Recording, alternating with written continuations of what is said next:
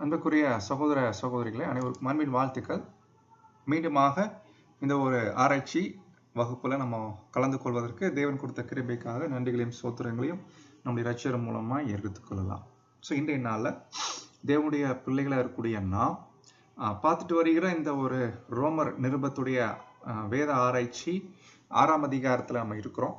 So நம்ம ஏற்கனவே பார்த்தோம், முதல் 5 அதிகாரங்கள்ல பவுல் கிருபை எப்படி நமக்கு வந்துச்சு, எப்படி நம்ம கிருபை பெற்றுக்கொண்டோம், இந்த கிருபை எப்பேற்பட்ட கிருபை, இந்த கிருபையினால் என்னென்னலாம் கிடைக்குது என்பதை பார்த்தோம்.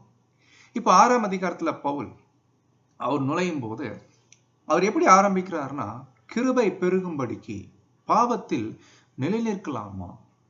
அப்போ ஒரு கேள்வியோடு என்ன பண்றாருன்னா ஸ்டார்ட் பண்றார் இல்லைங்களா? உண்மைதான். இது ஆக்சுவலி இந்த பாயிண்ட் நல்லா அண்டர்ஸ்டாண்ட் பண்ணிக்கணும். கிருபை பெருகுது எப்போ அப்படியே நீங்க 5ஆம் அதிகாரத்துக்கு கொஞ்சம் உள்ள போனீங்கன்னா அங்கே பவுல் சொல்லுவார் இல்லைங்களா, பாவம் பெருகின இடத்தில் கிருபை குறையுது அப்படின்னு இன்னைக்கு பேர் சபை மண்டலத்துல பிரசங்கம் பண்றாங்க இல்லைங்களா. பாவம் நீ பாவம் பண்ணேன்னா கிருபைய குறைச்சுக்குவ, தேவனுடைய கிருபை குறையும், அப்படித்தான் அங்க வரும். பட் நம்ம விஷயத்துல பார்க்கும்போது சகோதர சகோதரிகளே, பவுல் தெளிவா சொல்றாரு, கிருபை பெருகுது பாவம் பெருகின இடத்துல. பாவம் பெருகிறதுனா என்ன? அது ரொம்ப எளிமையா புரிஞ்சுக்கணும்னா, பாவம் பெருகிறதுனா என்ன என்பது 5ஆம் அதிகாரத்துல பார்த்தோம். முதல்ல பாத்தீங்கன்னா தேவன் மனுஷனுக்கு ஒரே ஒரு கட்டளை கொடுத்தார், இந்த பழத்தை சாப்பிட்டா சாகவே சாவாய். அப்போ இந்த கட்டளையை மீறும் போது வந்துட்ட ஒரு பாவம், தேவனுடைய கற்பனைகளை மீறுவதே பாவம். தேவனுடைய நீதியான விஷயங்களை விட்டு போட்டு தேவனுடைய நீதிக்கு எதிராக அநீதியா நடப்பது பாவம். கரெக்டுங்களா? அதான் வசனம் படிக்கும், எல்லா அநீதியும் பாவம் தான். பட் மனுக்குலத்தை பொறுத்த வரைக்கும் அவங்க பண்ணிட்ட பாவம் என்னன்னா, ஆதாம் பண்ணிட்ட பாவம் ஒரே கட்டளை மீறிட்டாரு. பட் 1 மீறினாலும் பாவம் தான், 10 மீறினாலும் பாவம் தான், பாவம் தான், அதுல எந்த மாற்றம் இல்லை இல்லைங்களா. பட் இந்த ஒரு பாவமா இருந்தாலும் நம்ம பார்க்கிறோம் அதனுடைய பலன் இருக்கு இல்லைங்களா, பாவத்தின் பலன் அது எந்த அளவுக்கு கொடுமையானதா இருக்கு இல்லைங்களா. அது தேவனுடைய சாபமாக அங்க இருக்குது, மனுக்குலத்தின் மேல வந்துட்டு சாபம். அதான் படிக்கிறோம், அது மரணம், பாவத்தின் சம்பளம் மரணம். பட் இந்த மரணம்ன்றது சாதாரணமா எடுத்துக்க முடியாது இல்லைங்களா. தேவன் மனுஷனை சாகருக்கா படைச்சார் இல்லைங்களா. இன்னைக்கு எல்லா மனுஷனும் சாகுறாங்க. அந்த சாவு ஒரு மனுஷனுக்குள்ள எப்போ வருது, எப்படி வருது தெரியுது இல்லை. ஆனா பூமியில பிறக்கும் போதே அந்த சாவு, அந்த மரணம் என்னக்கூடிய ஒரு நிலைமையில தான், ஒரு நோயில தான் பிறக்கிறான். ஸோ அப்போ அவன் குழந்தையிலிருந்து பிறக்கும் போதே வளர வளர அந்த மரணத்துடைய விஷயங்களானது வேலை செய்ய ஆரம்பிக்குது அவருக்குள்ள. அப்போ பாருங்க எவ்வளவு ஒரு கொடுமையான ஒரு விஷயமா இருக்கு இல்லைங்களா. ஆனா இப்படி போயிட்டு இருக்கும் போது தான் இதுதான் பாவம். பட் பாவம் பெருகுச்சு அப்படின்னு என்ன அர்த்தம்? பாவம் பெருகுச்சுன்னு என்ன அர்த்தம்னா, அதுதான் 5ஆம் அதிகாரத்துல பார்த்தோம் இல்லைங்களா. அதாவது மோசே காலம் வரைக்கும், ஆதாம் முதல் மோசே காலம் வரைக்கும் எல்லா பாவிகளா இருந்தான். அது எல்லாமே ஆதாம் பண்ணிட்ட பாவம் தான். இப்ப வரைக்கும் அந்த பாவம் இருக்குது. ஆனா மோசே காலத்துக்கு பின்னாடி இப்ப என்ன நடக்குது? பாவம் பெருக ஆரம்பிக்குது. எப்படி? ஏன்னா இப்ப ஒரு கட்டளை இல்லை, நிறைய கட்டளைகள், தேவனுடைய வார்த்தைகள். இன்னும் சொல்லணும்னா மோசே மூலமாய் தேவன் கட்டளைகள் கொடுக்கறதுக்கு முன்னாடி மனுஷன் பாவம் பண்ணிட்டு இருந்திருக்கிறான். பட் அது பாவமாக தேவன் என்ன பண்ணலையாம அது அவனுக்கு சாட்டல. அது பாவமாக அது தேவன் என்ன பண்ணலையாம அவனுக்கு எண்ணல. ஏன்னா அவனுக்கு அந்த கட்டளைகள் நீதி அப்படின்ற விஷயம் கொடுக்கப்படல. அதனால தேவன் என்ன பண்றலையாமா, நீ ஏன் பாவம் பண்ண அப்படின்ற மாதிரி அவரு செய்யல. ஆனா கட்டளைகள் எப்ப கொடுக்கப்பட்டுச்சோ அதுதான் ரொம்ப கவனிக்க வேண்டிய ஒரு விஷயமா. பாவத்துடைய விஷயமானது பெருக ஆரம்பிச்சிருச்சு இல்லைங்களா. ஸோ அப்போ மனுஷன் கொலை பண்றது ஒரு பெரிய பாவமாச்சு. பாருங்க, காயின் கூட கொலை பண்ண, காயின் பண்ணது கூட கொலைத்தான். பட் காயின் கொலை பண்ணாரு. ஆனா தேவன் நீ எப்படி கொலை பண்ணலாம் சொல்லி காயினை அடிச்சாரா அல்லது காயினை கொன்னுட்டாரா கேட்டா, காயின் அப்படி சாகல இல்லைன்னா. காயின் எப்படி செத்தாருன்ற விஷயம் எல்லாருக்கும் தெரியும். தம்பியத்தை கொலை பண்றார். அப்போ உடனே தேவன் என்ன பண்றாரானா காயினை கொலை பண்ணிடுறாரான்னு கேட்டா அப்படி இல்லை இல்லைங்களா. அப்போ காயினுடைய விஷயங்களானது அது எப்படி போச்சு, அவருக்கு எப்படி அந்த மரணம் ஆனது வந்துச்சு நம்ம எல்லாருக்கும் தெரியும். பட் மோசே காலம் முன்னாடி வரைக்கும் மனுஷன் நிறைய பாவம் பண்ணியிருக்கிறான். பட் அவனுடைய பாவங்களை அவனுக்கு சாட்டாமல் ஆதாம் மூலமாய் வரக்கூடிய பாவத்தின் நிமித்தமா தான் அவனுக்கு மரணமே அங்க வந்துச்சு. பட் மோசே காலத்துக்கு பின்னாடி நிலைமை ரொம்ப மோசமாயிடுச்சு. என்ன கேட்டா, கட்டளைகள் தேவன் இப்போ எல்லாம் கொடுக்க ஆரம்பிச்சிட்டான். இப்ப கட்டளைகள் கொடுக்கும் போது மனுஷன் பண்ற ஒரு விஷயமும் அது பாத்தீங்கன்னா அது கணக்குல தான் அங்க வருது. அப்போ இதுல ரொம்ப கொடுமையான ஜனங்கள், ரொம்ப பாதிக்கப்பட்ட ஜனங்கள், மனுக்குலத்திலே பாதிக்கப்பட்ட ஜனங்கள் யாருன்னு கேட்டீங்கன்னா இஸ்ரேல் ஜனங்கள் தான் இல்லைங்களா. ஏன்னா இஸ்ரேல் ஜனங்களுக்கு தான் அந்த ஒரு விஷயமானது கொடுக்கப்பட்டுச்சு. அப்போ பாவம் பெருகின இடத்தில், அப்போ ஒரு பக்கம் ஒட்டுமொத்த உலகத்துக்கு ஆதாமுடைய பாவம், இஸ்ரேலுக்கு கூடுதலா பாவம் பெருகி போய் கிடக்குது. அந்த அளவுக்கு பாவம். இப்ப என்ன பண்றாங்க தேவன் இல்லைங்களா, ஆதாமுடைய பாவத்துக்கு நான் கிருபை காமிக்கிறேன். ஆனா நீ செய்யக்கூடிய தவறுகள், நியாயப்பிரமாணத்தை மீறி செய்யக்கூடிய தவறுகளுக்கு உனக்கு நான் கிருபையை காமிக்க மாட்டேன் அப்படின்னு தேவன் சொல்லலையா. கிருபை காமிக்கிறேன். பட் உனக்கு இந்த கிருபை ஆதாம் மூலமா வந்த பாவத்துக்கும் அதுக்கப்புறம் நியாயப்பிரமாணத்தை மீறுவதால் செய்யக்கூடிய பாவத்துக்கும் ஏன்ட்டு இருந்து உனக்கு கிருபை கிடைக்கணும்னா ஒரே கண்டிஷன் என்ன தெரியுங்களா, விசுவாசம். விசுவாசத்தினால மட்டுமே நீதிமான் பிழைக்க முடியும். அதாவது கர்த்தர் இயேசுவை விசுவாசிக்க வேண்டும். இயேசு கிறிஸ்து கிட்ட ஒருத்தர் வரணும், அவரை சொந்த இரட்சகராக ஏற்றுக்கொள்ளணும். அவர் தான் என் பாவ பரிகாரி அப்படின்ற ஒரு விசுவாசத்துல வந்து அவரை ஏற்றுக்கொள்ளும் போது கிருபை பெருகுது. இதுதான் ஆக்சுவலி பவுல் கொண்டு போயிட்டு இருக்கிறார். பட் அந்த நாட்கள்ல பாத்தீங்கன்னா சில ஜனங்களுடைய மென்டாலிட்டி பாருங்க, அவங்களுடைய மைண்ட் எப்படிலாம் திங்க் பண்ணுது பாருங்க. என்ன இப்படி சொல்றீங்களா? அப்ப பாவம் ஒருவேளை நம்ம வாழ்க்கையில பெருகுனாலும் கிருபை பெருகுமா அப்படின்றத அவங்க எப்படி புரிஞ்சுக்கிட்டாங்கன்னா, தேவன் கிருபை காமிக்கிறார்னா அது பெரிய விஷயமே இல்லை. அவர் இவ்வளவு தூரம் கிருபையுள்ள தேவன் என்று தேவன் தன்னை நிரூபிக்கிறார்னா அது காரணம் யாரு? நான் பாவம் பண்றதுனால தானே. நான் பாவம் பண்ணலைன்னா தேவன் தன்னைய நிரூபிக்க முடியுமா? நான் எவ்வளவு கிருபை உள்ள தேவன். அதனால நான் பண்ற தப்புனால தான் தேவனுக்கே மகிமை அங்க வருது அப்படின்ற மாதிரி ஒரு சில பேர் புரிஞ்சுக்கிட்டாங்க. படிக்கிறோம் இல்லைங்களா, நன்மை வரும்படிக்கு தீமை செய்வோம் என்று சொல்லலாமா அப்படின்னு 3ஆம் அதிகாரத்துல பவுல் பேசுறாரு இல்லைங்களா. சோ அப்போ இப்படிலாம் அந்த காலத்துல தப்பா புரிஞ்சு வச்சிருந்தாங்க. பட் பவுல் அந்த ஆங்கிள் அவரு கொண்டு போகவே இல்லை. சோ அப்போ இப்படித்தான் நம்ம அந்த விஷயங்களை பத்தி பார்த்துட்டு வரும்போது, இப்போ 6ஆம் அதிகாரத்துக்குள்ள நம்ம நுழையும் போது நம்ம என்ன விஷயம் நம்ம கண்டுபிடிக்கிறோம்னா, பவுல் இப்ப என்ன பேச ஆரம்பிக்கிறார்னா, கிருபை பெருகுதுன்றதுக்காக, கிருபை இருக்கு, கிருபை பெருகுது, அதுல எந்த மாற்றமும் இல்லை. பட் நம்முடைய நிலைப்பாடு என்ன நிலைப்பாட்டுல இருக்கணும்? பாவத்தின் விஷயத்துல என்ன ஒரு நிலைப்பாட்டுல இருக்கணும்? பாவத்துல நம்ம நிலை நிற்கலாமா? பாவத்தில் நாம் கண்டினியூ பண்ணலாமா அப்படின்னு ஒரு கேள்வியோட என்ன பண்றாருன்னா படிக்கிறவர்களை யோசிக்க வைக்கிறார். அப்போ பாவத்துல நிலை நிற்கிறதுனா என்ன அப்படின்னா என்னன்றத சொல்றதுக்கு முன்னாடி, பாவத்துல நாம நிலை நிற்க கூடாது. ஏன் நாம நிலை நிற்க கூடாது அப்படின்ற ஒரு விளக்கத்தை முதல்ல என்ன பண்றாருன்னா பவுல் கொடுக்கிறார். அதுக்கப்புறம் பாவத்துல நிலை நிற்கிறதுனா என்னன்றத ஈஸியா புரிஞ்சுக்கலாம் இல்லைங்களா. பாவத்துல ஏன் நாம நிலை நிற்க கூடாது, இப்படிதான் அந்த ஒரு கேள்வி. இது எப்படி அவரு ரீசனபிளா கொடுக்கிறாருன்னா, இந்த முதல் 6 வசனங்கள் முதல் 8 வசனங்கள், இந்த முதல் 8 வசனங்கள் தான் சகோதர சகோதரிகளே பவுல் ரொம்ப டீப்பா வார்த்தைகள் ரொம்ப நேர்த்தியா தேவனுடைய ஆவியில வச்சு பேசிட்டு இருக்கிறார். இந்த முதல் 8 வசனங்கள் உண்மையிலேயே ஒரு புது சிருஷ்டிகளும் அறிந்திருக்க வேண்டிய, ரொம்ப முக்கியம், புரிந்திருக்க வேண்டிய வசன பகுதிகள். நான் என்னை எதுக்கு தேவன் என்னை அழைச்சிருக்கிறாரு, நம்மளுக்கு ஏன் இவ்வளவு பெரிய சத்தியத்தை கொடுத்திருக்கிறாரு,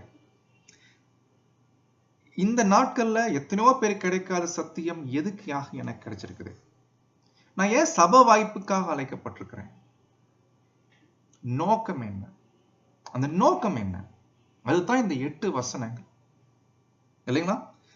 நான் பரலோகத்துக்கு போறதுக்காக தேவன் எனக்கு வாய்ப்பு கொடுத்திருக்கிறாரு, அது இல்லை. பரலோகத்துக்கு போறது இல்லை, வேற என்ன காரணங்களா இருக்கும், நீங்க எது வேணா எடுத்துக்கோ. பட் ரொம்ப ரொம்ப முக்கியமான நோக்கம், நம்ம வந்திருக்கிற நோக்கமே என்ன? ஏன்னா நோக்கம் தெரிஞ்சாதான் நோக்கத்துக்கு தகுந்த மாதிரி நம்ம வாழ முடியும் இல்லைங்களா? நோக்கத்துக்கு தகுந்த மாதிரி நம்ம வாழ முடியும். இப்போ கிறிஸ்தவர்கள்ட்ட போயிட்டு அவங்ககிட்ட போய் கேட்டீங்கன்னா அவங்க ஒரு நோக்கம் வச்சிருக்கிறாங்க, அந்த நோக்கத்துக்கு தகுந்த மாதிரி ஒரு வாழ்க்கை வாழ்ந்துட்டு இருக்கிறாங்க இல்லைங்களா? நீங்க பார்த்தா தெரியும் இல்லைங்களா? அவங்களுடைய நோக்கம் என்ன? இயேசுவை ஏற்றுக்கொண்டா அவர் ஆசீர்வதிக்கப்பட்டவர். அப்ப அவர் ஆசீர்வதிக்கப்பட்டிருக்கணும்னா கண்டிப்பா அந்த பூமிக்குரிய ஆசீர்வாதங்களையும் அவர் ஆசீர்வதிக்கப்பட்டிருக்கணும். அப்போ என்ன பண்றாங்க? உலகத்தின் காரியங்கள்ல உலகத்தார் மத்தியில தங்களை உயர்வா கொண்டு வரணும், தங்களுடைய நிலைமை உயர்வாக இருக்கணும். அப்பத்தான் நான் ஒரு கிறிஸ்தவன் என்பதற்கு ஒரு அடையாளமா இருக்குது. உண்மை தேவனை ஆராதிக்கிற நாங்கள் இந்த உலகத்தின் ஜனங்கள் மத்தியில எவ்வளவு ஆசீர்வதிக்கப்பட்டிருக்கிறோம் என்பதை உலகத்துக்கு காண்பிக்கணும்ன்றதுக்காக உலக பிரகாரமான வாழ்க்கையில நல்ல ஒரு உயர்வை நோக்கி அவங்க போவதற்கு பிரயாசங்கள் எடுக்கிறாங்க இல்லைங்களா? முயற்சி எடுக்கிறாங்க. இதெல்லாம் கண்டிப்பா இருக்குது அன்பானவர்கள் இல்லைங்களா? சரி, இப்போ அவங்களை விட்டுறலாம், நமக்கு வரலாம். நம்முடைய அழைப்பின் நோக்கம் என்ன? எதற்காக தேவன் நமக்கு இவ்வளவு பெரிய கிருபை கொடுத்திருக்கிறார்?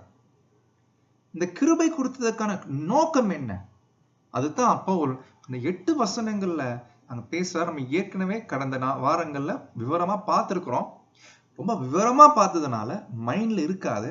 அதனால ஒரு சின்ன சுருக்கமா நம்ம என்ன பண்ணலாம்னா கொஞ்சம் வேகமா பார்த்து முடிச்சிடலாம் இல்லைங்களா? சுருக்கமா இந்த 8 வசனங்கள் என்ன இருக்குது, என்ன நோக்கத்துக்காக நான் அழைக்கப்பட்டிருக்கிறேன், எதுக்காக தேவன் இவ்வளவு கிருபை காமிக்கிறார், அவர் கிருபை கொடுக்கிறதுக்கு காரணம் என்ன என்பது ரொம்ப ரொம்ப முக்கியம். முதல்ல அந்த கிருபைனா ஒரு சின்ன ஒரு உதாரணம் கொடுத்தா அவங்களுக்கு புரியும். அதே நம்ம கிருபைன்றீங்க. நிறைய பேர் சபை ஜனங்கள்லாம் எப்படி அந்த கிருபையை நினைச்சு பாடுறாங்க எனக்கு தெரியல. அவங்களுடைய வாழ்க்கையில நல்ல ஒரு ஆரோக்கியம், சுகபலன், நல்ல ஒரு செல்வம், நல்ல ஒரு பூமிக்குரிய வாழ்க்கையில நல்ல ஒரு உயர்வு, இதெல்லாம் கிடைச்சிச்சுன்னா அது கிருபை நினைச்சுக்கிறாங்க. அந்த கிருபை அவங்க வாழ்க்கையில நிறைய கண்ணீர்களை துடைக்கக்கூடிய அனுபவங்கள் வரும்போது அந்த கிருபையா பாக்குறாங்க. ஆகையினால தான் அவங்க எழுதக்கூடிய பாடல்களை நீங்க கேட்டிருக்கீங்களா? அந்த கிருபை பத்தின பாடல்களை நீங்க பாத்தீங்கன்னா அது தழுவி இருக்கும் இல்லைங்களா? உங்களுக்கு கிருபை இல்லாமல் வாழ முடியாது, உங்களுக்கு கிருபை எனக்கு வேணும், இப்படித்தான் அவங்க என்ன பண்ணிருக்கிறாங்கன்னா அவங்க பாடிருக்கிறாங்க. ஆனா உண்மையிலேயே இதெல்லாம் கிருபை நம்ம சொல்லலாம், தப்பு இல்லை. நம்ம வாழ்க்கையிலேயே தேவன் அது கிருபையை தான் கொடுக்குறாங்க.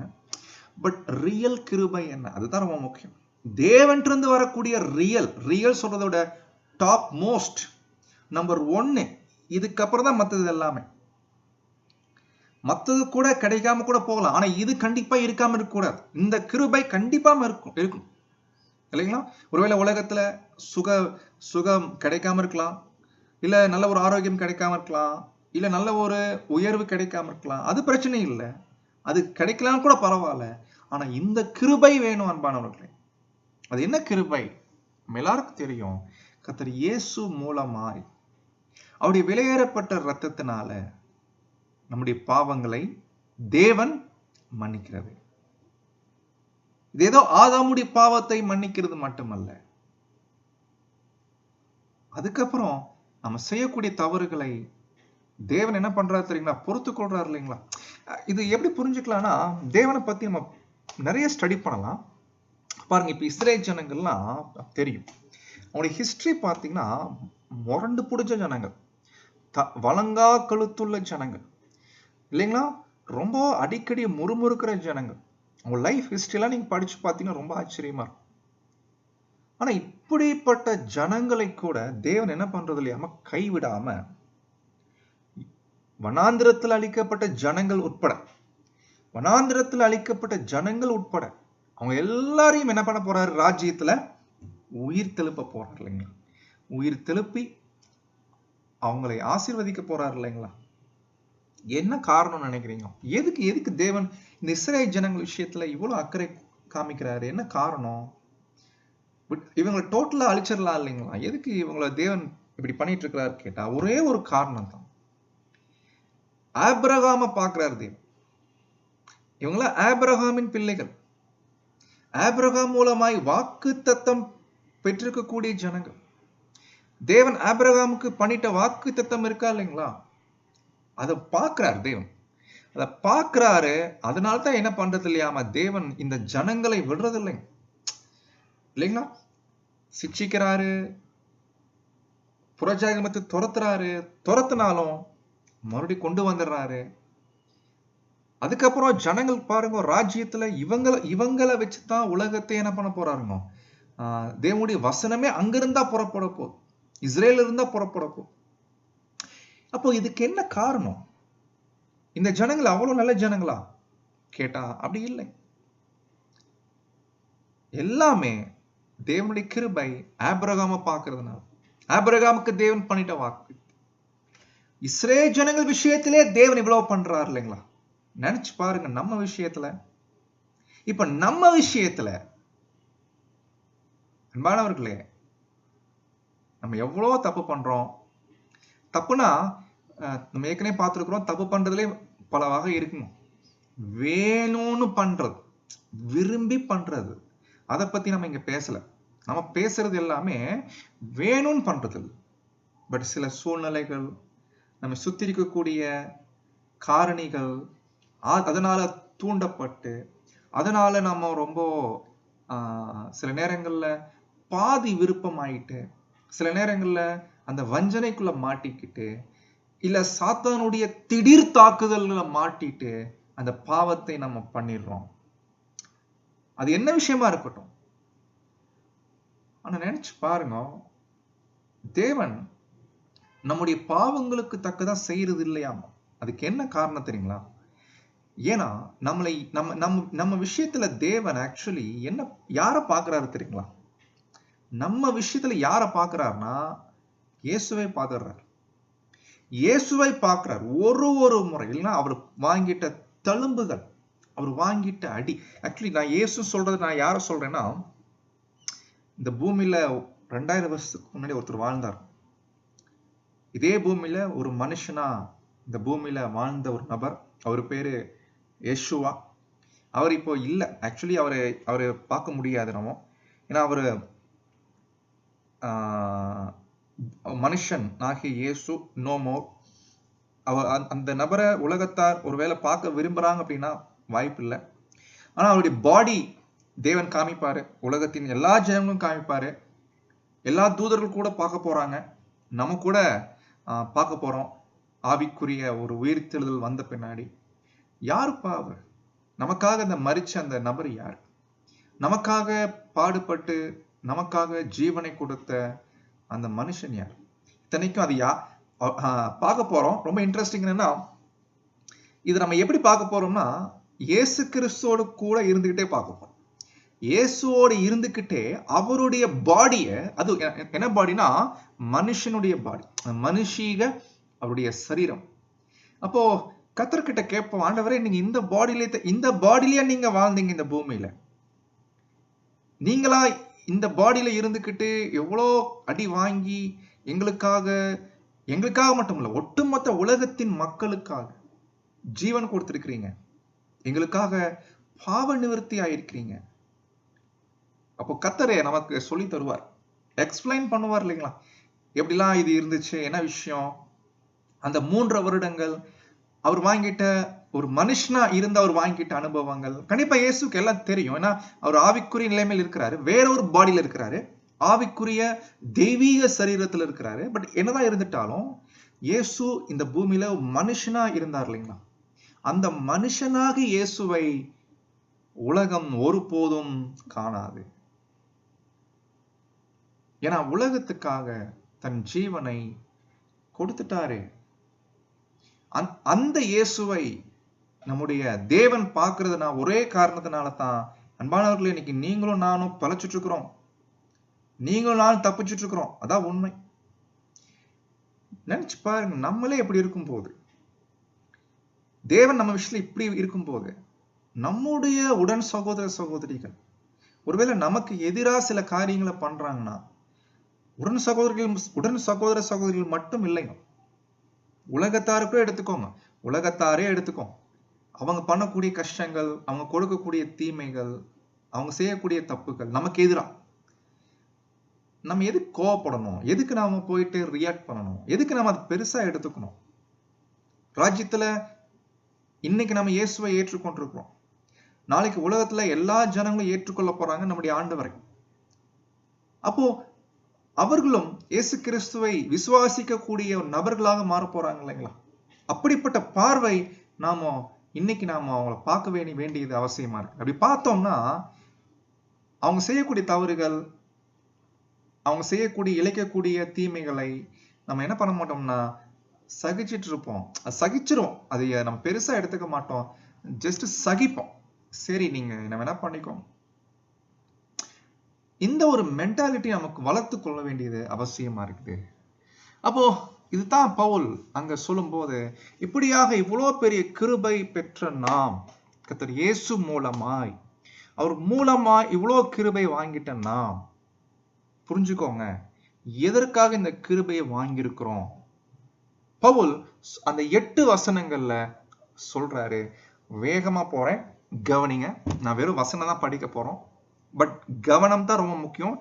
கவனிக்கணும். அந்த வரிகள், பேசக்கூடிய வரிகள் ரொம்ப முக்கியம்.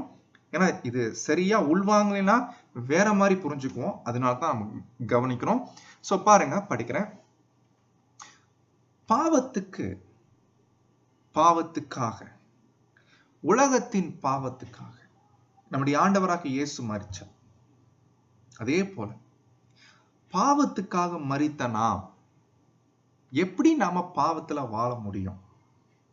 பாவத்துக்காக மரிச்ச நாம் பாவத்துல எப்படி நம்ம வாழ முடியும்? இது ஒரு கேள்வியை வச்சுட்டாலும் புரியுறது கஷ்டமா தான் இருக்கு. அப்ப பவுல்கிட்ட கேட்கும் போது, பாவத்துக்காக மரிச்சிட்டோமா அப்படின்னா என்ன, அது தெரிஞ்சாதான் பாவத்துல நம்ம எப்படி நம்ம பிழைக்க முடியும். யாரெல்லாம் பாவத்துக்கு மரிச்சிருக்கிறார்களோ அவர்கள் எல்லோரும் பாவத்துக்கு வாழவே முடியாது. அது எப்படின்றத பவுல் என்ன பண்றாருன்னா பின்வரக்கூடிய வசனங்கள்ல அவர் பேசுறாரு. என்ன விஷயம்? பாவத்துக்கு மரிக்கிறதுனா என்ன, அப்படி பாவத்துக்காக மரிச்சவங்க விஷயத்துல அவங்க பாவத்துல வாழவே முடியாது அப்படின்னா என்ன அர்த்தம் அப்படின்றத சொல்லும் போது எப்படி எக்ஸ்பிளைன் பண்றாருன்னா, நம்ம எப்ப கான்செக்ரேட் பண்ணோம், என்னைக்கு கர்த்தர் இயேசுவோடு கூட நம்மை ஒப்பு கொடுத்தோம் அப்படின்னா, என்னைக்கு நாம் நம்மளைய முழுமையாக அர்ப்பணித்தோமோ, கிறிஸ்து இயேசுவுக்குள் ஞானஸ்தானம் பெற்றோமோ, அப்போ ஒரு விஷயம் நடக்குது. நாம என்ன நடக்குது, நம்ம கான்செக்ரேட் பண்ணும்போது ஒரு விஷயம் நமக்குள்ள நடக்குது. என்ன நடக்குது கேட்டா, வார்த்தை கவனிங்க, அவருடைய மரணத்துக்குள்ளாக நாம் மூழ்கி இருக்கிறோம், அல்லது அவர் மரணத்துக்குள்ளாக ஞானஸ்தானம் பெற்றிருக்கிறோம். அப்போ அவருடைய மரணத்துக்குள்ளாக ஞானஸ்தானம் பெற்றிருக்கிறோம்னா அது என்ன பிரதர் அர்த்தம்? அதுக்கு அவர் என்ன சொல்றாரு, இன்னும் விவரமா சொல்றாரு. என்ன சொல்றாருன்னா, கர்த்தர் இயேசு கிறிஸ்து அவர் மரிச்சார் இல்லைங்களா, லிட்ரலா பூமியில மரிச்சார். எதற்காக மரிச்சாரு? நம்ம எல்லாருக்கும் தெரியும், பாவத்துக்காக மரிச்சார். எந்த பாவத்துக்காக மரிச்சாரு? உலகத்தின் பாவத்தை சுமந்து தீர்க்கிற தேவாட்டுக்குட்டி. அப்ப உலகத்தின் பாவத்தை போக்குவதற்காக இயேசு மரிச்சார் இல்லைங்களா? அந்த ஒரு நோக்கத்திற்காக இயேசு மரிச்சார். இப்போ நாமளும் அதே நோக்கத்துக்காக அவரோடு கூட மரிக்கிறோம். இப்ப அவரோடு கூட எப்ப மரிக்கிறோம் கேட்டா, என்னைக்கு நம்ம ஞானஸ்தானம் எடுத்தோமோ, என்னைக்கு நம்ம அர்ப்பணிச்சோமோ, அப்பவே அவருடைய மரணத்துக்குள்ளாக நாம கிறிஸ்துவுடனே கூட அடக்கம் பண்ணப்படுகிறோம். அடக்கம் பண்ணப்படுகிறோம். இப்ப இயேசு உயிர் தெழுந்த பின்னாடி ஒரு புதிய வாழ்க்கை இயேசு கிடைக்குதா இல்லைங்களா? தேவனுடைய மகிமையில அவர் எழுந்து ஒரு புது சிருஷ்டியா ஒரு புதிய வாழ்க்கை வாழ்றார். இப்ப நம்ம கூட அப்படித்தான். எப்படின்னா, அவர் எழுந்ததுனால, அவர் எழுப்பப்பட்டதுனால தேவன் என்ன பண்ணிட்டாருன்னா, ஒரு புதிய வாழ்க்கை வாழக்கூடிய வாய்ப்பை நமக்கு ஏற்பாடு பண்ணிட்டாரு. ஆனா இதெல்லாம் என்னன்னா, இயேசு லிட்டரலா உயிர் தெழுந்து புது சிருஷ்டியா வாழ்றார். பட் நம்ம விஷயத்துல அப்படி இல்லை. நம்ம இன்னும் லிட்டரலா உயிர் தெழல. ஆனா ஒரு புதிய வாழ்க்கை பூமியில இருக்கும் போதே நமக்கு ஆரம்பிச்சிருச்சு. எப்போ நம்ம கான்சென்ட்ரேட் பண்ணோமோ அப்போவே நம்முடைய பழைய வாழ்க்கை அவரோடு கூட மரிச்சிருச்சு. இப்ப புதிய வாழ்க்கை வாழ்வதற்காக நாம அவரோடு கூட எழுந்திருக்கிறோம். இப்போ அவரோடு கூட நாமளும் கர்த்தர் இயேசு பெற்ற மகிமையில, அவர் பெற்ற அதே மகிமையில நாமளும் பெறணும் அப்படின்னா இந்த புதிய வாழ்க்கை வாழ வேண்டி இருக்குது. சோ இதுதான் பவுல் அங்க என்ன பண்றாருன்னா அங்க சொல்றாரு. மேலும் பிதாவின் மகிமையினால் கிறிஸ்து இயேசு மரித்தோரிலிருந்து எழுப்பப்பட்டதுனால, அப்படி வரணும் டிரான்ஸ்லேஷன், மரித்தோரிலிருந்து எழுப்பப்பட்டதுனால ஒரு நாமும் புதிதான ஜீவன் உள்ளவர்களாய், இது இங்கிலீஷ்ல எப்படி வருதுன்னா the newness of life, புதிதான வாழ்க்கை வாழுகிறவர்களாய் அப்படி வரணும். தமிழ் கரெக்டா சொல்லணும்னா புதிய வாழ்க்கை வாழுகிறவர்களாய், புதிய வாழ்க்கை வாழுகிறவர்களாய் அவருடனே கூட நம்முடைய கான்செக்ரேஷன் டைம் அப்போ இல்லைங்களா, நம்முடைய அந்த உண்மை ஞானஸ்தானத்துல கிறிஸ்து மரிச்சார் இல்லைங்களா, அவரோடு கூட நாமளும் அடக்கம் பண்ணப்பட்டோம். அடக்கம் பண்ணிட்டாங்களாமா, பரியல் பண்ணிட்டாங்க. இப்ப அடக்கம் பண்ணிட்டாங்கன்னா என்ன அர்த்தம் அன்பானவர்களே? சோ இதுதான் நாம புரிஞ்சுக்க வேண்டியது. இப்ப அடுத்து பவுல் அங்க சொல்றாரு, ஆதலால் அப்படி இருக்கிறதுனால அவருடைய மரணத்தின் சாயலில் நாம் இணைக்கப்பட்டவர்களானார்.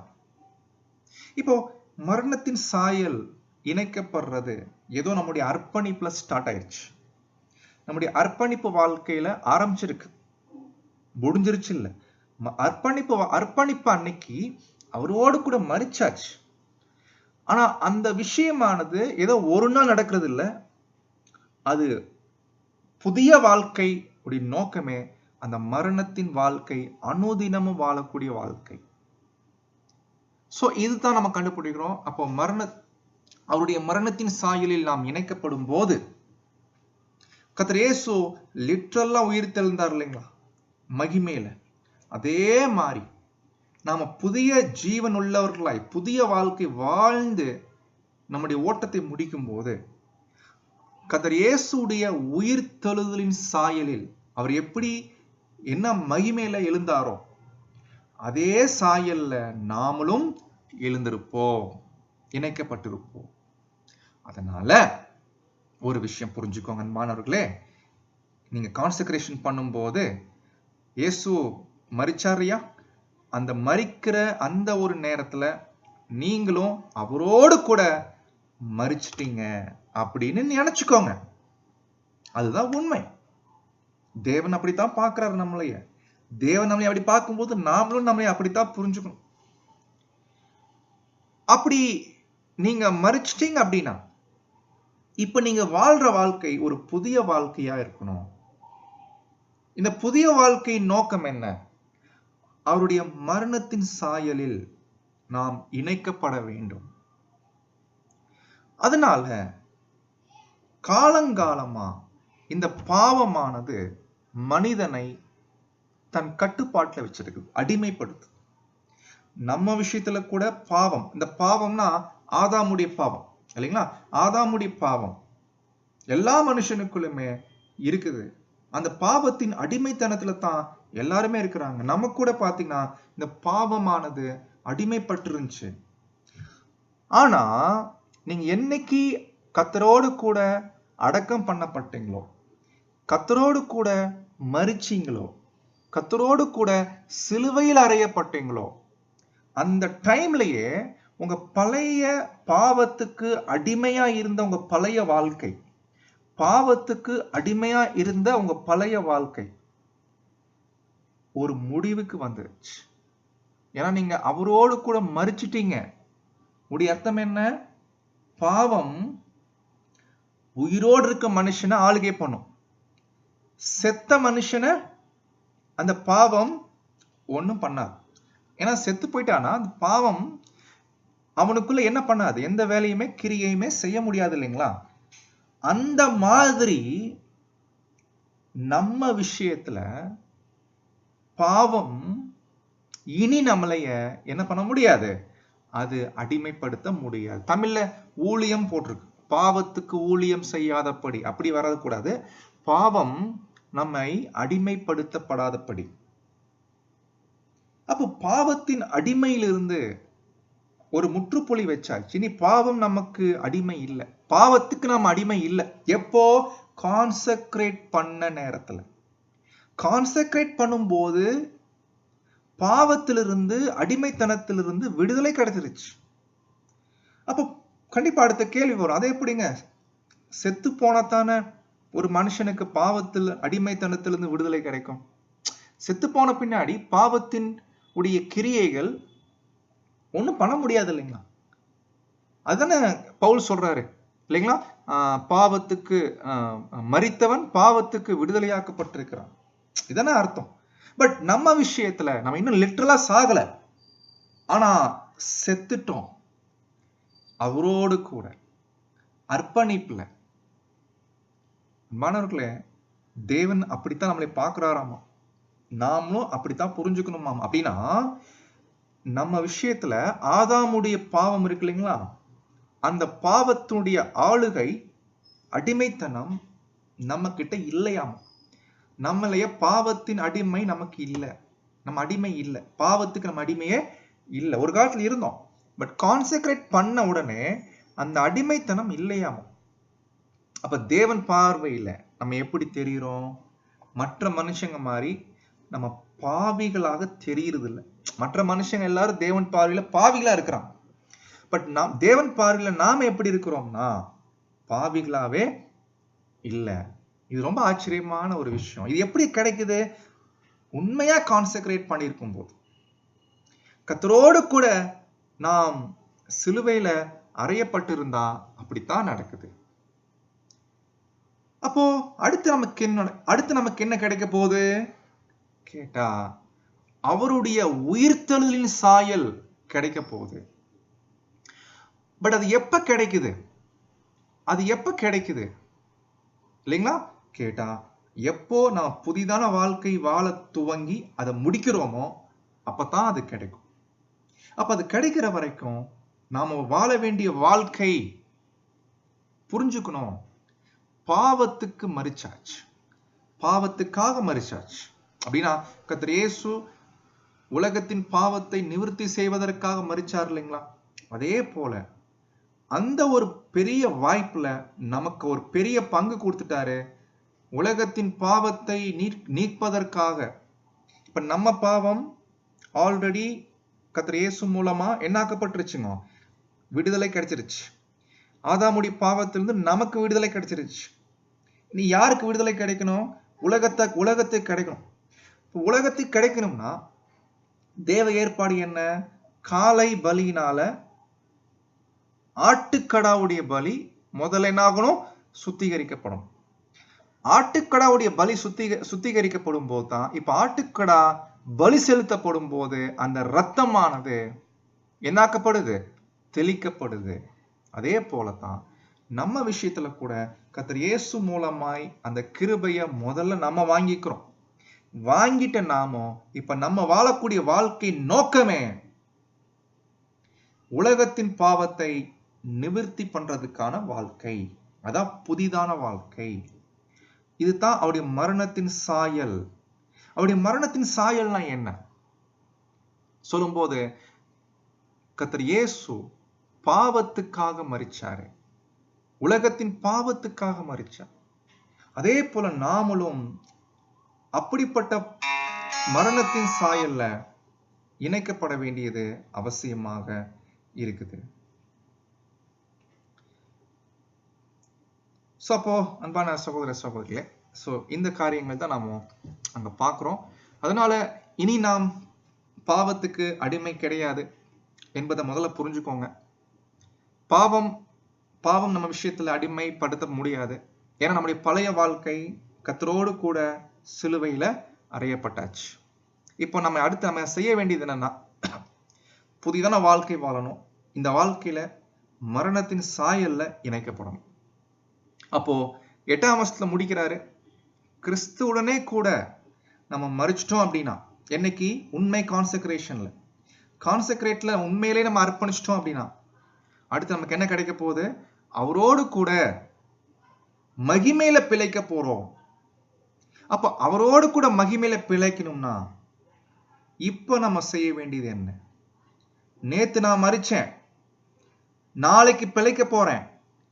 இன்னைக்கு நான் செய்ய வேண்டியது புதிதான ஜீவனுள்ள வாழ்க்கை, புதிய வாழ்க்கை, அல்லது அவருடைய மரணத்தின் சாயலில் இணைக்கக்கூடிய ஒரு வாழ்க்கை, பாவத்துக்காக மரிக்கக்கூடிய வாழ்க்கையை வாழ வேண்டியது அவசியமா இருக்கு. அது எப்படி வாழணும், எப்படி விஷயம், அது பின்னாடி பவுல் அங்க பேசுறாரு, நம்ம பார்க்கலாம். இப்போ இன்னைக்கு கிளாஸ்ல நம்ம இந்த ஒரு அறிமுகத்தை மையமா வச்சு இப்போ பார்க்க போற வசனங்கள், இதை நீங்க புரிஞ்சுக்கிட்டீங்கன்னா இப்ப கரெக்டா 3 வசனம் படிக்க போறோம். பவுல் இந்த 3 வசனத்தை ரிப்பீட் பண்றாரு. கவனிங்க. 9, 10, 11 ஒவ்வொன்னா படிக்கலாம். முதல்ல 9. மரித்தோரிலிருந்து எழுந்த கிறிஸ்து, மரித்தோரிலிருந்து எழுந்த கிறிஸ்து இனி மரிக்கவே மாட்டார். இயேசு எப்போ மரித்தோரிலிருந்து எழுந்தாரோ இனிமேல் அவருக்கு மரணம் என்ற விஷயமே இல்லை என்பதை அறிந்திருக்கிறோம். ஆமா, அறிஞ்சிருக்கிறோம். இயேசு உயிர்த்தெழுந்த பின்னாடி அதுக்கப்புறம் மரணமானது அவருக்கு வராது என்பதை அறிந்திருக்கிறோம். இது தெரிஞ்ச விஷயம். இது எதுக்கு சொல்றாருங்க நம்ம கேட்கலாம். அடுத்து சொல்றாரு, மரணம் இனி, அந்த இனினா லிட்ரலா உயிர்த்தெழுந்தார் இல்லைங்களா? லிட்ரலா உயிர்த்தெழுந்தார். அவரை என்ன பண்றது இல்ல? ஆண்டு கொள்ளுவதில்லை. மரணம் ஆண்டு கொள்வது இல்லை. இதுதான் கர்த்தர் இயேசுடைய நிலைமை. அவரு மறுபடியும் மரிக்க மாட்டார். மரணம் இனி அவருக்கு ஆண்டு கொள்வதே இல்லை. இது எதுக்கு பவுல் சொல்றாருங்க? காரணம் இருக்குது. என்ன காரணம் கேட்டா, அவர் மரிச்சு எழுந்ததுக்கு அப்புறம் இருக்கிற நிலைமை இதுதான். அப்ப ஏன் அவர் மரிச்சாரு? ஏன் அவர் மரிச்சாரு அப்படின்னு கேட்டா நம்ம கேள்வி வருமா இல்லைங்களா? அப்போ அவர் மரணம் ஆண்டு கொண்டு இருந்துச்சா? மரிக்கிறது, அவரு மரித்தோரிலிருந்து எழுந்துறதுக்கு முன்னாடி இயேசு மரிச்சாரு. ஒருவேளை அதுக்கு காரணம் மரணம் அவரை ஆண்டு கொண்டு இருந்ததா? அப்போ கேட்டா அது காரணம் இல்லை. அப்ப எது காரணம் சொல்றார் பவுல் 10ஆம் வசனத்துல? அவர் மரித்தது சொல்லுங்க. எதுக்கு மரிச்சார்? பாவத்துக்காக. பாவத்துக்கென்று இல்ல, பாவத்துக்காக ஒரே தரம் எல்லாருக்காக மரிச்சாரு. இந்த டிரான்ஸ்லேஷன் இங்க சரியா வரல அன்பானவர்களே. ஏன்னா இங்கிலீஷ்ல எப்படி வருதுன்னா, இயேசு உயிர் தெழுந்தார், உயிர் தெழுந்த பின்னாடி அவர் மரிக்க மாட்டாரு. அதே சமயத்துல மரணம் கூட அவரை என்ன பண்ண முடியாது, ஆண்டு கொள்ள முடியாது. அப்படின்னா உயிர் தெழுந்த பின்னாடி இந்த நிலை இயேசு கிடைக்குது. பட் உயிர் தெழுதலுக்கு முன்னாடி அவர் ஏன் மரிச்சாரு அதுக்கு சொல்லுங்க கேட்டா எல்லாரும் தப்பா புரிஞ்சுக்குவாங்க. என்ன புரிஞ்சுக்குவாங்கன்னா, அவர் பாவம் பண்ணி மரிச்சாரு. ஏன்னா பொதுவா உலகத்துல மரணம் வருதுன்னா எதனால வருது, பாவம் பண்றதுனால வருது. அப்ப எல்லாரும் தப்பா புரிஞ்சுக்குவாங்க இல்லைங்களா? சோ அதனால தான் பவுல் கிளியர் பண்றாரு, இயேசு எதுக்கு மரிச்சாருன்னா பாவம் பண்ணி இல்ல, மாறாக எல்லாருக்காகவும் ஒரே முறை பாவத்துக்காக மரித்தார். இங்கிலீஷ்ல எப்படி வருதுன்னா, the death that he died, அவர் மரிச்ச மரணம், அவர் போன மரணம் என்ன தெரியுங்களா, he died for sin once for all. அப்படி வருது. அவர் பாவத்துக்காக ஒரே தரம், அதே நேரத்துல எல்லாத்துக்காகவும், அப்படி வருது. வேற மாதிரி சொல்லணும்னா, எல்லாருடைய பாவத்துக்காக, எல்லாருடைய பாவத்தை நிவர்த்தி செய்வதற்காக ஒரே தரம் அவரு மரிச்சாரு. இதுதான் கர்த்தர் இயேசுடைய மரணத்தின் சாயல். மரணத்தின் சாயல் என்றால் என்ன? இந்த கேள்விக்கு இதுதான் பதில். இயேசு தனக்காக மரிக்கல, இல்ல ஒருவேளை அவர் தப்பு பண்ணி மரிச்சாரா கேட்டா அதுவும் இல்ல. எல்லாருடைய பாவத்துக்காக ஒரே தரம் இவரு மரிச்சார். இதுல என்ன விஷயம் இருக்குன்னா, பாவ நிவர்த்தி செய்வதற்கான ஒரு ஏற்பாட்டை தேவன் பண்ணிட்டாரு. இதுதான் மரணத்தின் சாயல். இப்ப இந்த சாயல்ல இணைக்கப்படுறதுக்காகத்தான் நாம நம்மளையே ஒப்பு கொடுத்திருக்கிறோம், கான்செக்ரேட் பண்ணிருக்கிறோம். கான்செக்ரேட் பண்ணும்போது அவரோடு கூட நாம மரிக்கப்பட்டு நம்முடைய பழைய வாழ்க்கை ஒரு முடிவுக்கு வந்துருச்சு. இப்ப புதிய வாழ்க்கை வாழ்றதுக்காக தேவன் நமக்கு வாய்ப்பு கொடுத்திருக்கிறாங்க. என்னன்னா, மரணத்தின் சாயலில் இணைக்கிறது. அப்போ இதுதான் பவுல் அங்க 11ஆம் வசனத்துல அவர் சொல்றார். அப்போ அவர் மரித்தது பாவத்துக்காக, ஒரே தரம் எல்லாருக்காக மரித்தார்.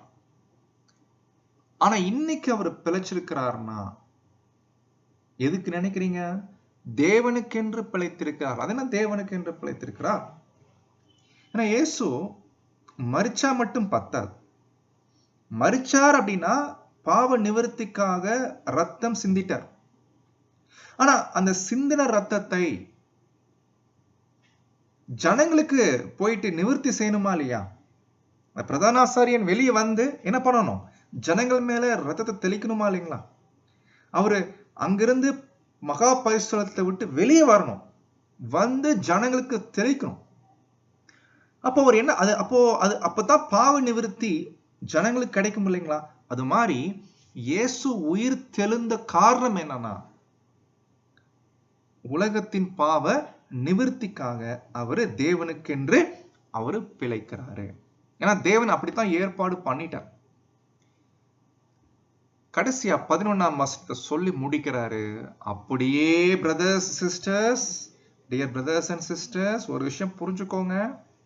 இயேசு லிட்டரலா மரிச்சாரு, லிட்டரலா உயிர் தெழுந்தார். இது லிட்டரலா இருந்துச்சு. பட் நம்ம விஷயத்துல என்ன ஒரு கிருபைனா, நம்ம இன்னும் லிட்டரலா சாகல, லிட்டரலா உயிர் தெழல.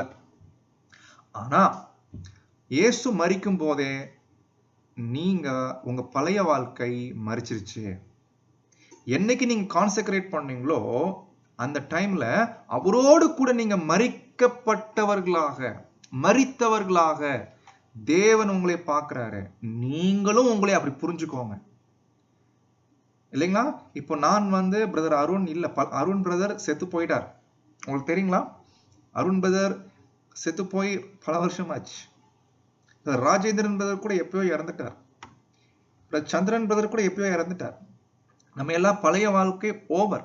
இன்னைக்கு உலகத்தார் அப்படி இல்லை. உலகத்தார் இப்ப வரைக்கும் பாவிகளா தான் வாழ்ந்துட்டு இருக்கிறான். பட் நம்முடைய பாவ வாழ்க்கை, பழைய வாழ்க்கை கர்த்தரோடு கூட அடக்கம் பண்ணப்பட்டாச்சு. அப்படியாக நீங்களும் உங்களை எண்ணிக்கொள்ளுங்கள். சரி, அப்போ நம்ம எதற்காக நம்ம பழைய வாழ்க்கை ஏன் மரிச்சிருச்சு? பழைய வாழ்க்கை கர்த்தர் இயேசு கிருபையினால மரிச்சாச்சு. இப்ப அவரோடு கூட நம்ம எதுக்கு மரிக்கணும் கேட்டா, சேம் பர்பஸ். கர்த்தர் இயேசு பாவ நிவர்த்திக்காக அவர் எதற்காக மரிச்சாரோ, நாமளும் உங்களை பாவத்திற்கு மரித்தவர்களாகவும். இந்த பாவம் சொல்லும் போது நீங்க எப்போதும் புரிஞ்சுக்கோங்க, நாம செய்யக்கூடிய தனிப்பட்ட பாவத்தை பத்தி பேசல. இது எல்லாமே ஆதாமுடைய பாவம் பத்தி பேசுறாரு. ஆதாமுடைய பாவம் உலகத்துல இருக்கு இல்லைங்களா? அதை நிவர்த்தி பண்றதுக்காக கண்டிப்பா நம்ம மரிக்கணும். அப்படி மரிச்சாதான் உலகத்துக்கு பாவ நிவர்த்தி கடந்து போகும். அப்போ உங்களை பாவத்துக்கு மரித்தவர்களாகவும் நம்முடைய கர்த்தராக இயேசு கிறிஸ்துவுக்குள் தேவனுக்கென்று பிழைத்திருக்கிறவர்களாகவும் என்ன அர்த்தம்? வாழுகிறவர்களாகவும். பாவ நிவர்த்தி செய்யக்கூடிய வாழ்க்கை, தேவனுக்கென்று வாழக்கூடிய வாழ்க்கை நமக்குள்ள ஆரம்பிச்சிருச்சு. ஆக்சுவலி இயேசு லிட்டரலா உயிர் தெழுந்து தேவனுக்கென்று பிழைச்சிட்டு இருக்கிறார் இல்லைங்களா? ஏன்னா இயேசு ரான்சம் கொடுத்த பின்னாடி என் வேலை முடிஞ்சே நீங்க பாத்துக்கோங்க அப்படி இல்லை. ராஜ்யம் முடிகிற வரைக்குமே, 1000 அரசாட்சி முடிகிற வரைக்குமே அவருக்கு நிறைய கமிட்மெண்ட்ஸ் இருக்குது, நிறைய பிளான்ஸ் இருக்கு இல்லைங்களா? உலகத்தின் ஜனங்களுக்கு பாவ நிவர்த்தி செய்யணும். அது நிவர்த்தி செய்யணும்னா தேவன் சில பிளான் போட்டு வச்சிருக்கிறாரு. என்னன்னா, எனக்கு அப்புறம் ஆட்டுக்கடாவுடைய பலி செலுத்தணும். பட் ஆட்டுக்கடாவுடைய பலி செலுத்துறதுக்கு முன்னாடி என்னுடைய ரத்தத்தினால அவங்களுடைய பழைய வாழ்க்கையை சுத்திகரிக்கணும். அப்படின்னா பழைய வாழ்க்கை மறிச்சு ஒரு புதிய வாழ்க்கையை அவங்களுக்கு வாழ்றதுக்கு வாய்ப்பு கொடுக்கணும். அதுக்கப்புறம் அவங்கள வாழ வச்சு அவங்கள பலி செலுத்தி அவங்க பலியை தேவன் அங்கீகரிக்கும்படியா என் ரத்தத்தினால் சுத்திகரிக்கணும். அந்த வேலை முடிஞ்ச பின்னாடி, சபை பலி முடிஞ்ச பின்னாடி, அதுக்கப்புறம் தான் உலகத்துக்கு பாவ நிவர்த்தி செய்யணும். இதெல்லாம் இயேசு லிட்டரலா உயிர் தெழுந்த உடனே அந்த ப்ராசஸ், அந்த வேலையை அவர் ஸ்டார்ட் பண்ணிட்டார் இல்லைங்களா? உயிர் தெழுந்த உடனே அந்த வேலையை ஸ்டார்ட் பண்ணிட்டார். இப்ப வரைக்கும் அந்த வேலையை பண்ணிட்டே இருக்கிறார். நாமும் இன்னும் உயிர் தெழல. ஆனா இப்போ நம்ம பூமியில இருக்கும் போதே அவரோடு கூட அந்த மாபெரும் வேலையில இணைந்து செயல்படக்கூடிய ஒரு வாய்ப்பு தேவன் கொடுத்திருக்கிறார். அதான் சொல்றாரு, நீங்களும் இயேசு கிறிஸ்துவுக்குள் தேவனுக்கென்று பிழைத்திருக்கிறவர்களாகவும் எண்ணிக்கொள்ளுங்கள். இதனால்தான் போன டைம் நம்ம பார்த்தோம், இயேசு கிறிஸ்துவுக்கு நமக்கு ஒரு சின்ன டிஃபரன்ஸ் என்னன்னா, இயேசு கிறிஸ்து தன்னை அர்ப்பணிச்சு பலி செலுத்தி உயிர் தெழுந்து ஒரு புதிய விஷயம் தேவனுக்காக ஒரு பெரிய ஒர்க் பண்ணிட்டு இருக்கார். நாம எப்படின்னா, நம்ம விஷயத்துல எப்படின்னா, நாம உலகத்துக்கு முதல்ல மறிச்சுட்டு, பாவத்துக்கு மறிச்சுட்டு, பழைய வாழ்க்கை நமக்கு மறிச்சுட்டு, அதுக்கப்புறம் பாவ நிவர்த்திக்கான வாழ்க்கை வாழ ஆரம்பிக்கிறோம். மாம்சத்துல இருக்கும் போதே பாவ நிவர்த்திக்கான ஒரு வேலைய வாழ்க்கை அங்க போயிட்டு இருக்குது. கர்த்தரோடு கூட இணைந்து செயல்படக்கூடிய ஒரு பெரிய வாய்ப்பு நமக்கு கிடைக்குது. நம்ம சரியா பண்ணிட்டோம்னு வைங்களேன், இயேசு கிறிஸ்துவோடு கூட லிட்டரலாவே நமக்கு பிழைக்கக்கூடிய, அவரை போல மகிமையில பிழைக்கக்கூடிய வாய்ப்பு லிட்டரலாவே தேவன் நமக்கு கொடுப்பாரு எதிர்காலத்தில். சோ சகோதர சகோதரிகளே, அதனால 11ஆம் வசனம் சொல்றது போல உங்களை நினைச்சுக்கோங்க, உங்களை அப்படி எண்ணிக்கோங்க. ஆனா இங்கதான் நமக்கு பெரிய ஒரு ட்விஸ்ட் இருக்குமோ, என்ன தெரியுங்களா? நம்மள எத்தனை பேர் இது ரொம்ப சீரியஸா எடுத்துக்கிறோம், சீரியஸா எடுத்துக்கிட்டு நம்ம மேல எவ்வளோ ஒரு ரெஸ்பான்சிபிலிட்டி, எவ்வளோ ஒரு பெரிய கடமை நமக்கு இருக்குது. கர்த்தரோடு கூட இணைந்து அந்த பாவ நிவர்த்தி செய்யக்கூடிய வேலையில ஒரு பெரிய ஒரு விஷயம் நமக்கு இருக்குது. அதை நம்ம செய்யணும். அதுக்குத்தான் நம்ம ஒப்பு கொடுத்துருக்கிறோம் என்பதை ரொம்ப சீரியஸா பார்த்து அந்த வாழ்க்கை வாழ்றவங்க ஒரு பக்கம். இத பெருசா எடுத்துக்காம சத்தியத்தை கேட்டு கேட்டு கேட்டு சத்தியத்தை கேட்டு சந்தோஷப்பட்டு சத்தியத்துல கிடைக்கக்கூடிய சந்தோஷம், அதுல கிடைக்கக்கூடிய மகிழ்ச்சி, சகோதர ஐக்கியத்துல கிடைக்கக்கூடிய மகிழ்ச்சி, அதுவே போதும் பிரதர் அப்படின்னு ஒரு வாழ்ற வாழ்க்கையும் இருக்குது. எந்த வாழ்க்கை வாழலாம் நீங்களே முடிவு பண்ணிக்கலாம். நம்ம எல்லாரும் முடிவு பண்ணிக்கலாம். இப்படியே வந்து சத்தியத்தை கேட்டுட்டு சந்தோஷமாயிட்டு ஃபெலோஷிப் வச்சுக்கிட்டு அதுல சந்தோஷமாயிட்டு இப்படியே வாழ்க்கையை ஓட்டி முடிச்சிடலாமா? இல்ல கர்த்தரோடு கூட அடக்கம் பண்ணப்பட்டாச்சு. என்னுடைய பழைய வாழ்க்கை முடிஞ்சிருச்சு. ஆதாமுடைய பாவத்திலிருந்து எனக்கு விடுதலை கிடைச்சிருச்சு. கர்த்தர் இயேசு ரத்தத்தினால சுத்திகரிக்கப்பட்டாச்சு. இப்ப நான் பலி செலுத்தணும். இப்ப என்னுடைய பலி தேவனால் படக்கூடிய அளவுக்கு மாற்றப்பட்டிருக்கிறது இயேசுவின் ரத்தத்தினால். இப்ப நான் என்ன செய்யணும் பிரதர்? அது சொல்லுங்க விஷயத்த. புதிய வாழ்க்கை வாழணும்னு சொல்றீங்க. அந்த புதிய வாழ்க்கையில கர்த்தர் இயேசுடைய மரணத்தின் சாயலில் இணைக்கப்பட்டிருக்குன்னு சொல்றீங்க. கொஞ்சம் பிராக்டிக்கலா எப்படி வாழணும்னு சொல்லி கொடுத்தீங்கன்னா அது மாதிரி நாங்க வாழ்ந்துட்டு போவோம் அப்படின்னு நீங்க கேட்கலாம். எனக்கும் ரொம்ப ஆச்சரியமா இருக்குது, ஆர்வமா இருக்குது. கொஞ்சம் பிராக்டிக்கலா கொஞ்சம் பவுல் கொஞ்சம் சொல்லி கொடுங்க. எப்படி வாழணும்னு சொல்லி கொடுத்தீங்கன்னா நாங்க வாழ்வோம். எப்படி வாழ்ந்தா மரணத்தின் சாயல்ல நாம இணைக்கப்படுவோம்? எப்படி வாழ்ந்தா அந்த ஆட்டுக்கடாவுடைய பலி எப்படி நிறைவேறுது நம்ம வாழ்க்கையில? கொஞ்சம் நடைமுறையில சொல்லி கொடுங்க.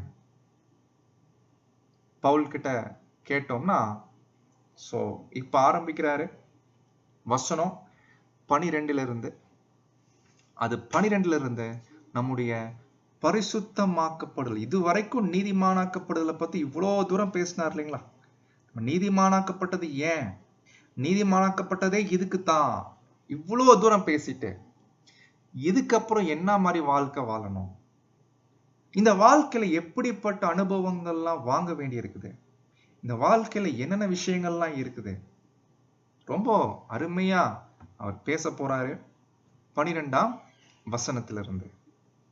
ஸோ நீங்களும் அதே ஒரு ஆயத்தத்தோட அடுத்த கிளாஸ்ல நீங்க என்ன பண்ணுங்கன்னா வந்து ஜாயின் பண்ணிக்கலாம். ஏதாவது டவுட்ஸ் இருந்தா நீங்க கேளுங்க. தேவன் நமக்கு ஒரு பெரிய வாய்ப்பு கொடுத்திருக்கிறார் சகோதர சகோதரிகளே. அப்போ இந்த வாய்ப்பை நம்ம எந்த அளவுக்கு பயன்படுத்திக்கிறோம் என்பது ரொம்ப முக்கியம். நம்ம இந்த பூமியில என்ன நோக்கத்துக்காக வாழ்றோம் என்பது முக்கியம். எதுக்கு தேவன் நம்மளை நீதிமானா பார்க்கிறாரு? எதுக்காக தேவன் இவ்வளவு பெரிய கிருபை கொடுத்திருக்கிறார்? ஏதோ பரலோகத்துக்கு போறதுக்கா? இல்ல. மாறாக உலகத்தாரை காட்டிலும் தேவன் நம்மளைய ரொம்ப விசேஷமா ஆசீர்வதிக்கிறக்கா? அதெல்லாம் இல்லை. தேவனுடைய நோக்கம் என்ன தெரியுங்களா?